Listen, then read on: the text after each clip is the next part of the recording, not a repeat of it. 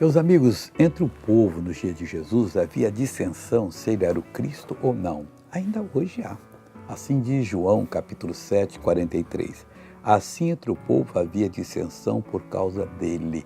Aí você pergunta, mas por quê? O Espírito Santo não convence? Convence. Mas a própria Escritura diz que a luz veio ao mundo, os homens amaram mais as trevas do que a luz, que as suas obras eram más. Então, na hora, a pessoa prefere dizer que ele era um revolucionário, que ele foi um homem muito bom. Eu não sei se era revolucionário, ele revolucionou as coisas, mas ele era o Salvador, ele veio para nos trazer para Deus.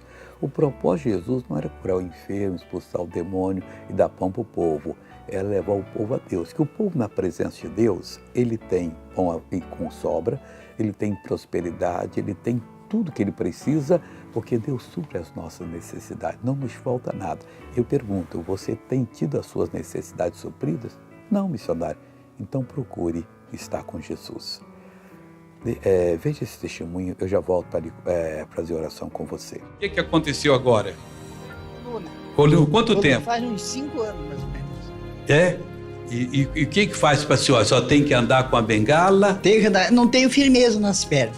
E agora, melhorou? Ainda tá fraca. Mas a senhora mexeu quando eu falei? Mexi. Mexeu mais do que mexia antes? Já um pouco mais. Um pouco mais. Então fala assim, todo mal, sai da minha vida. Sai da minha vida. Então anda agora em nome de Jesus, anda.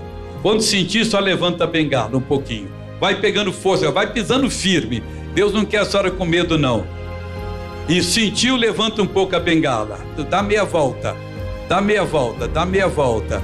Dá meia volta, oh glória a Deus. Agora vem andando sem ela, em nome de Jesus. Ei, caminhando eu vou, vai cantando. Para Canaã, pisando firme. Caminhando eu vou para Canaã. Tá melhor? Tá. Só não estava andando sem ela antes. Andava, mas muito mal. Muito mal. Agora está andando melhor. Tô andando melhor. Vamos orar agora, Pai. Em nome de Jesus, há dissensão no meio do teu povo. Alguns estão achando que o Senhor não é bom, que Jesus não é o que Ele falou, porque eles não aprofundam na fé e o diabo toca neles e eles pegam a palavra do diabo e falam.